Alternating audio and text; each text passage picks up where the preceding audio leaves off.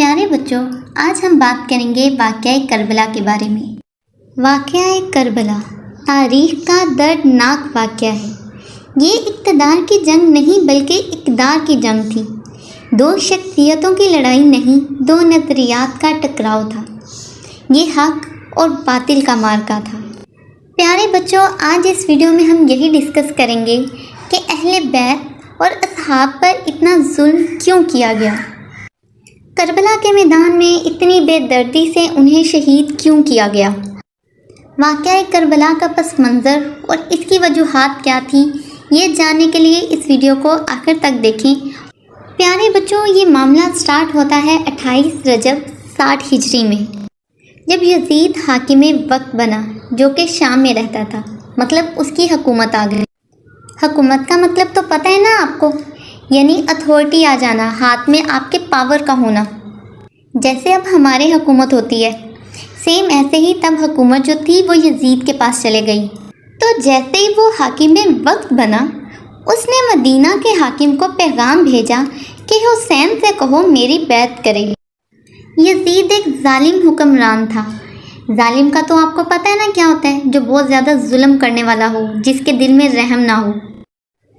جب یزید نے حضرت امام حسین رضی اللہ تعالیٰ عنہ کو یہ پیغام بھجوایا کہ وہ ان کی بیعت کر لے، تو حضرت امام حسین رضی اللہ تعالیٰ عنہ نے صاف انکار کر دیا کہ یہ نہیں ہو سکتا، کیونکہ پیارے بچوں، جو یزید تھا وہ اپنے مطابق قانون بنانا چاہتا تھا، جو کہ اسلام کے مطابق بالکل بھی نہیں تھے، اور اگر ان قوانین کی امپلیمنٹیشن ہوتی تو پھر کیا ہوتا، لوگوں پر اور ظلم کیا جاتا۔ جب حضرت امام حسین نے بیعت کرنے سے انکار کیا تو ساتھ ہی مدینہ چھوڑنے کا فیصلہ کیا کہ مدینے کے حالات ایسے نہیں ہیں کہ یہاں رہا جائے۔ دیکھیں بچوں، یہ جملہ امام حسین نے مدینہ چھوڑنے کا فیصلہ کر لیا، میں نے بولا آپ نے سن لیا، لیکن یہ جملہ اٹ سیلف بہت دردناک ہے۔ مدینہ حضرت امام حسین رضی اللہ تعالیٰ عنہ کا وطن ہے، ان کا شہر ہے، ان کے نانا حضرت محمد صلی اللہ علیہ وآلہ وسلم کا روضہ ہے، وہاں ان کے ماں کا مزار ہے، مدینے کی گلیوں میں وہ کھیلے ہیں، وہ جگہ جہاں ان کا بچپن گزرا ہے۔ اپنے اہل و عیال کے ساتھ وہ مدینہ چھوڑ کر جا رہے ہیں۔ دیکھیں پیارے بچوں، اگر ہمیں اپنا گھر، اپنا ملک کسی مجبوری کے تحت چھوڑنا پڑ جائے تو ہمیں کتنا زیادہ دکھ ہوگا، اور اگر ہم اس جگہ سے محبت بھی کرتے ہوں تو اسی طرح جب حضرت امام حسین نے مدینہ چھوڑا تو انہیں بہت زیادہ دکھ تھا۔ پھر وہ 3 شعبان 60 ہجری کو مکہ پہنچے اور وہیں قیام کیا۔ 28 رجب سے یہ سارا معاملہ سٹارٹ ہوا۔ 3 شعبان کو مکہ پہنچے، رمضان اور ذی القعدہ کا مہینہ مکہ میں رہے۔ نیکسٹ ذی الحج کے مہینے میں حج کے ایام آ رہے تھے تو سب لوگ حج کی تیاری کر رہے تھے۔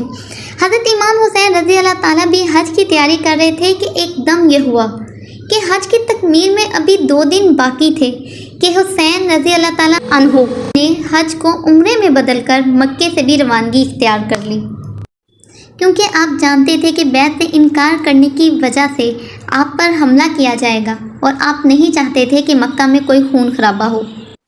پیارے بچوں، پھر حضرت امام حسین رضی اللہ تعالیٰ عنہ نے مکے کو چھوڑا اور آگے کا سفر شروع کیا۔ رستے میں ان کا سامنا مخالف فوج سے ہوا۔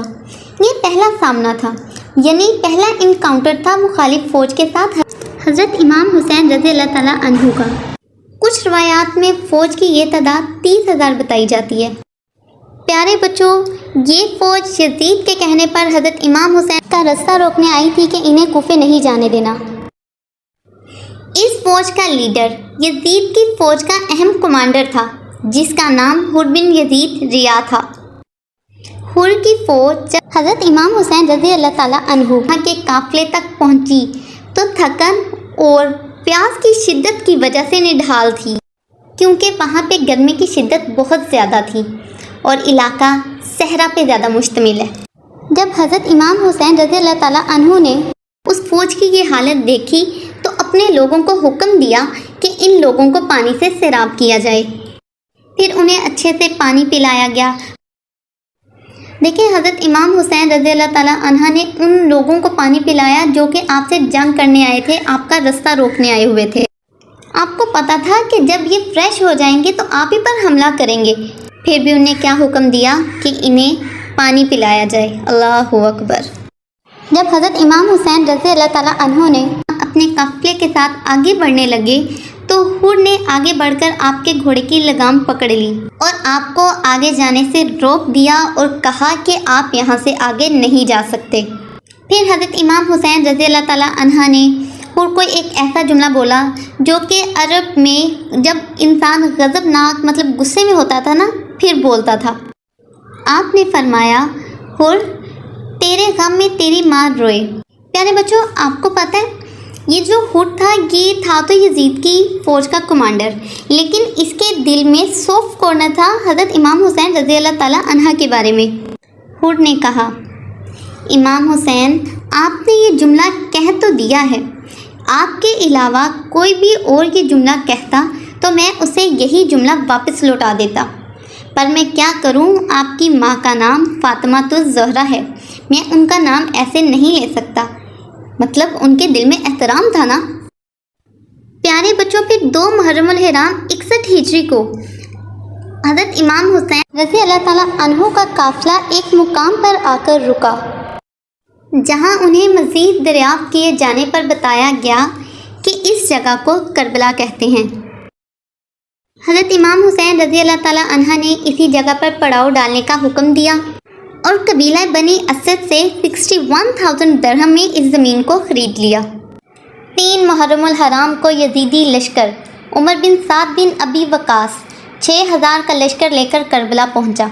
عمر بن سعد مشہور صحابی سعد بن ابی وقاص کا بیٹا تھا، جس نے دباؤ میں آ کر یزید کا ساتھ دینے کا فیصلہ کیا۔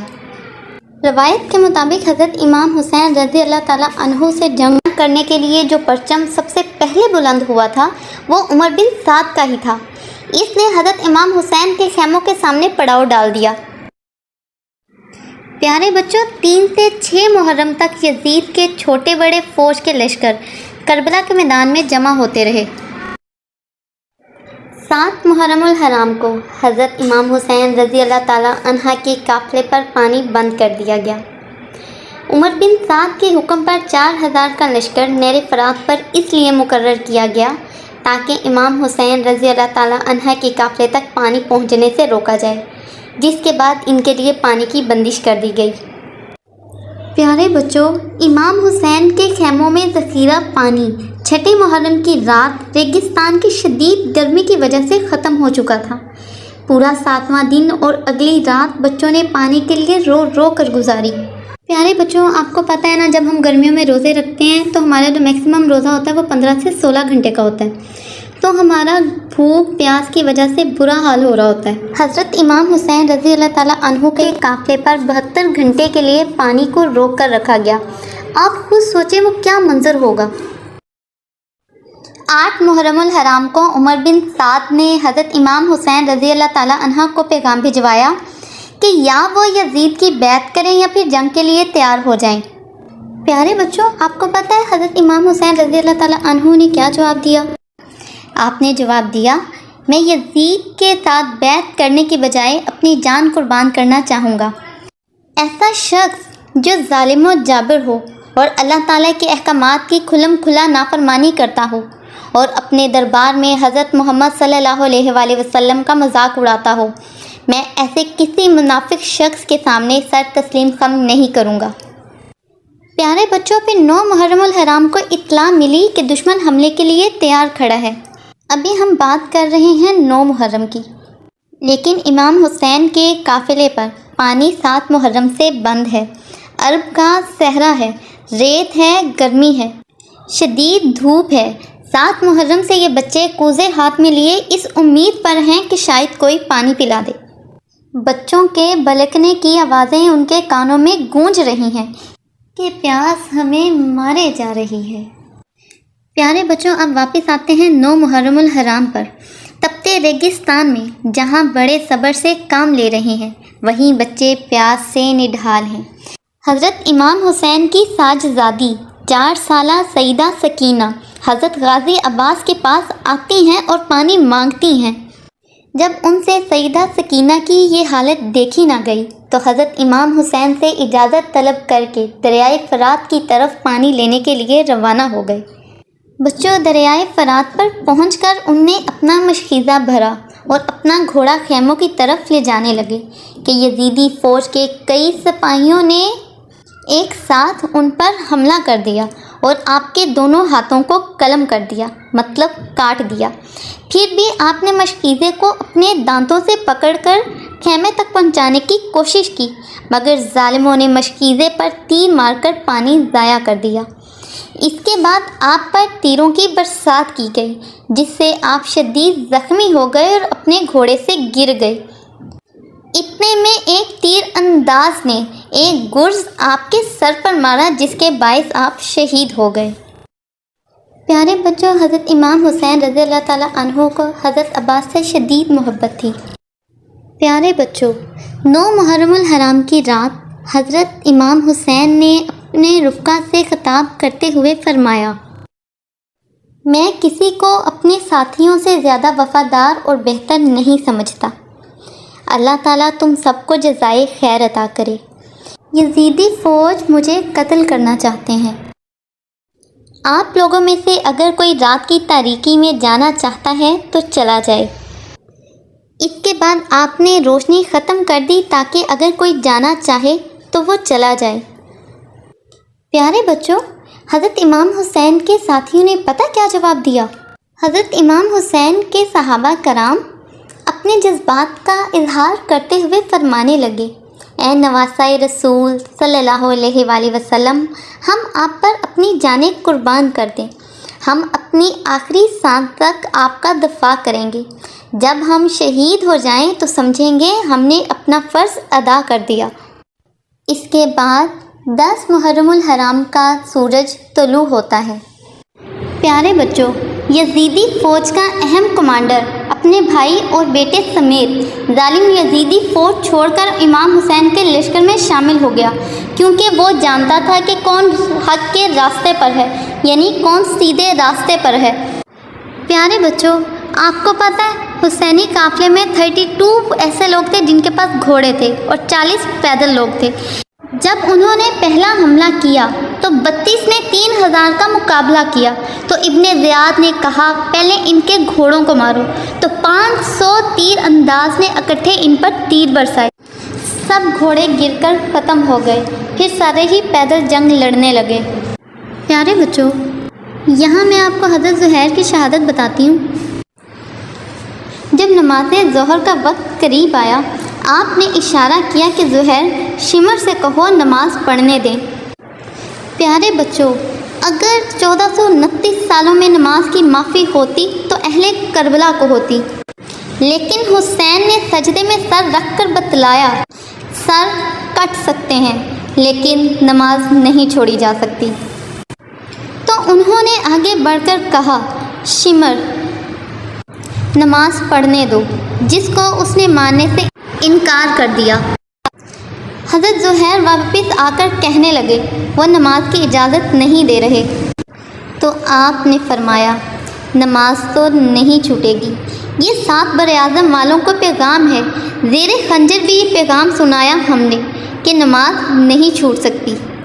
پیارے بچوں، وہ لوگ جنگ میں تھے، اگر وہ نماز نہ بھی پڑھتے تو ان کا کچھ نہ جاتا، لیکن انہوں نے ہمیں بتلایا کہ کسی بھی حالت میں نماز نہیں چھوٹ سکتی۔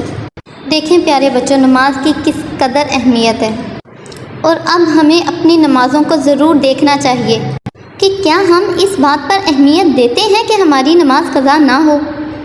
پیارے بچوں، کربلا کے میدان میں حضرت امام حسین رضی اللہ تعالیٰ عنہ نے فرمایا، آدھے لوگ نماز پڑھو اور آدھے لوگ جنگ کرو۔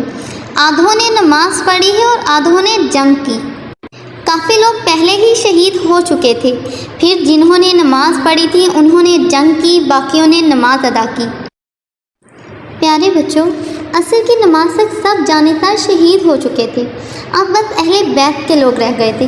اہل بیت یعنی حضرت محمد صلی اللہ علیہ وآلہ وسلم کے گھر والے۔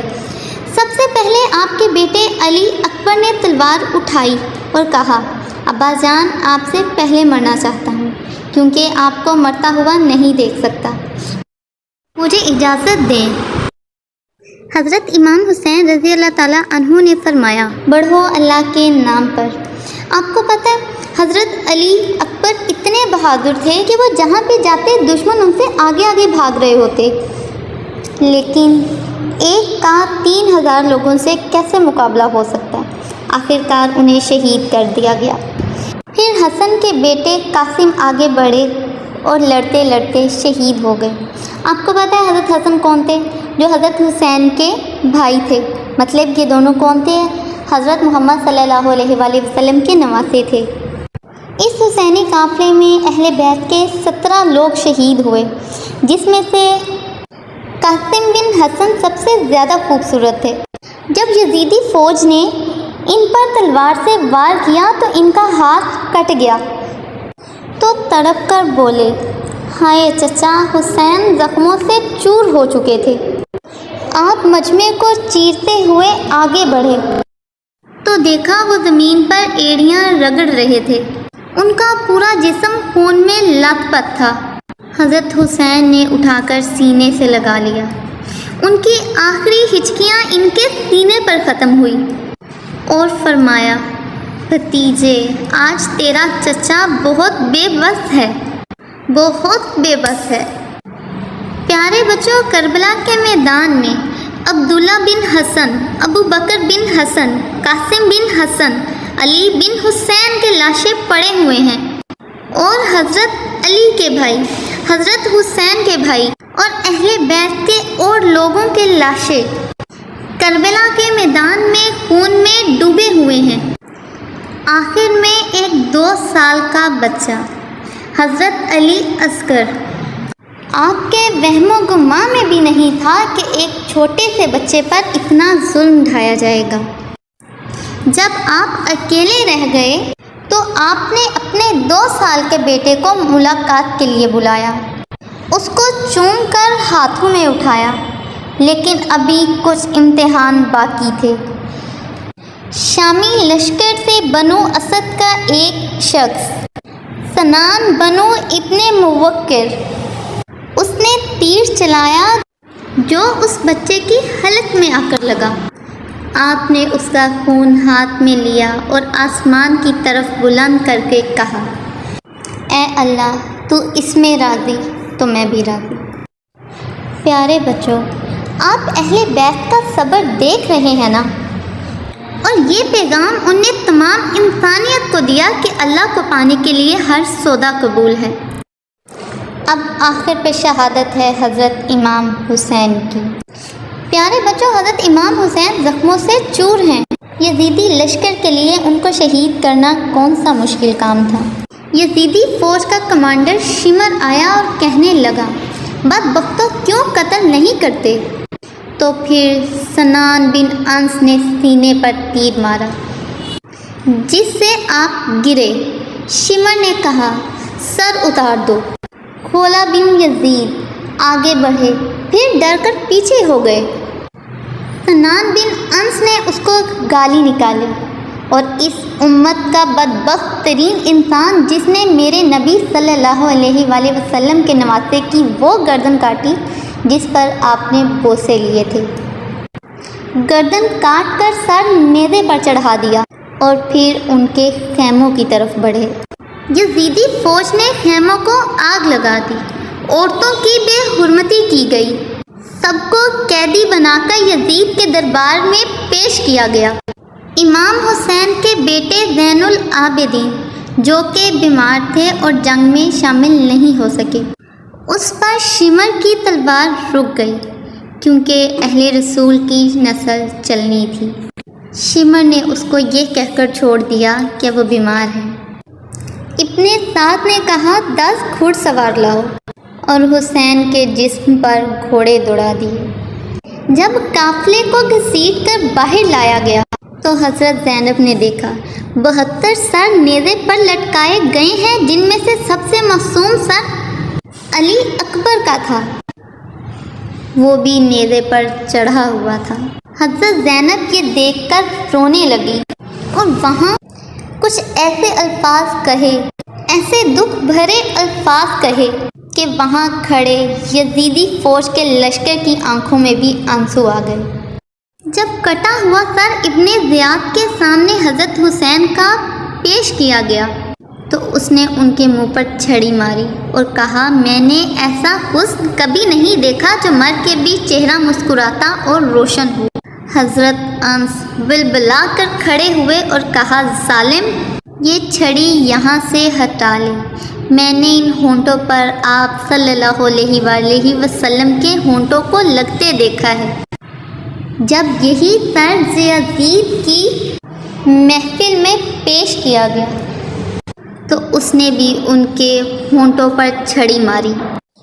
پیارے بچوں، حضرت زینب نے یزید کے دربار میں تڑپ کر ایک یادگار خطبہ دیا اور فرمایا تو ساری طاقت بھی لگا لے پھر بھی میرے نانا کے دین کو نہیں مٹا سکے گا اور ہمارا نام قیامت تک رہے گا۔ پیارے بچوں، آج یزید کا نام لیوا کوئی نہیں ہے اور شہیدان کربلا 1400 سال بعد بھی آباد ہیں۔ نواسہ رسول صلی اللہ علیہ وآلہ وسلم کو میدان کربلا میں جس بے دردی سے شہید کیا گیا، یہ اسلامی تاریخ میں سیاہ باب کے طور پر یاد کیا جاتا ہے۔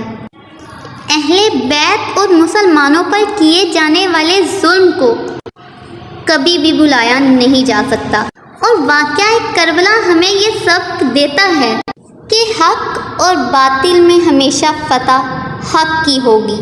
ظلم، جبر، طاقت کے باوجود بھی اسلام کو دنیا سے کوئی نہیں مٹا سکتا۔ پیارے بچوں، ہمیں عہد کرنا ہے کہ ہم نے اپنے کاموں سے اللہ کو راضی رکھنا ہے۔ کربلا میں جو بھی ہوا وہ اسی لیے ہوا کہ اسلام کو سربلند کیا جائے۔ یہ ایک افسوسناک اور دردناک واقعہ ہے۔ آئی ہوپ آپ کو اس ویڈیو سے بہت زیادہ انفارمیشن ملے گی۔ اب مجھے اجازت دیں، اللہ حافظ۔ اور جانے سے پہلے ہمارے چینل کو لائک، سبسکرائب اور شیئر کرنا نہ بھولیں۔ اپنا بہت زیادہ خیال رکھیں اور اپنے سے زیادہ